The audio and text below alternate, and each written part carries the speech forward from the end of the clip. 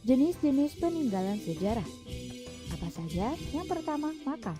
Makam adalah sebuah tempat penguburan orang-orang yang sudah meninggal dan biasanya dijadikan sebagai peninggalan sejarah.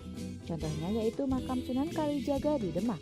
Kemudian makam Pangeran Diponegoro di Makassar, di mana pada tahun 1834 Pangeran Diponegoro sempat diasingkan oleh Belanda ke Makassar, Sulawesi Selatan hingga wafat pada tahun 1855. Yang kedua, gedung.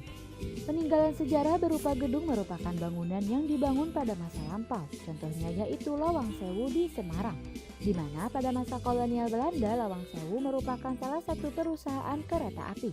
Kemudian Istana Merdeka di Jakarta, karena Istana Merdeka ternyata sama dengan Istana Bogor yang dibangun pada masa penjajahan Belanda. Lalu juga ada keraton atau istana untuk raja yang ada di Jawa seperti Keraton Ngayogyakarta Hadiningrat di Yogyakarta dan Keraton Surakarta Hadiningrat di Surakarta.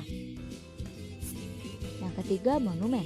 Monumen adalah suatu bangunan yang dibangun untuk mengenang suatu peristiwa atau seorang tokoh yang pernah berperang di suatu wilayah.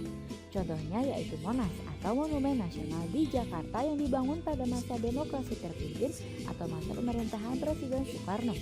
Dan Tugu Proklamasi di Jakarta yang dibangun untuk mengenang peristiwa proklamasi di Jakarta pada tanggal 17 Agustus 1945.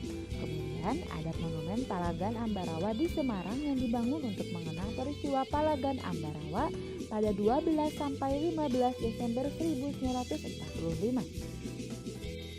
Yang keempat, benteng. Benteng adalah bangunan yang difungsikan untuk pertahanan dan keamanan suatu wilayah, di mana pada pemerintahan Belanda yaitu pada zaman kolonial di Indonesia membangun benteng untuk menghalau perlawanan rakyat Indonesia. Contohnya yaitu Benteng Fort de Kock di Bukit Tinggi atau Benteng Rotterdam di Makassar dan Benteng Oranye yang terletak di Ternate. Dan yang kelima yaitu seni kaligrafi. Seni kaligrafi adalah seni menulis indah menggunakan bahasa atau tulisan Arab. Biasanya seni kaligrafi ini muncul akibat dari pengaruh Islam di Nusantara dan biasanya dihiasi dengan ulur-ulur tumbuhan yang ditemukan pada hiasan-hiasan masjid atau makam-makam seperti batu nisan. Jadi itulah pembahasan mengenai jenis-jenis peninggalan sejarah.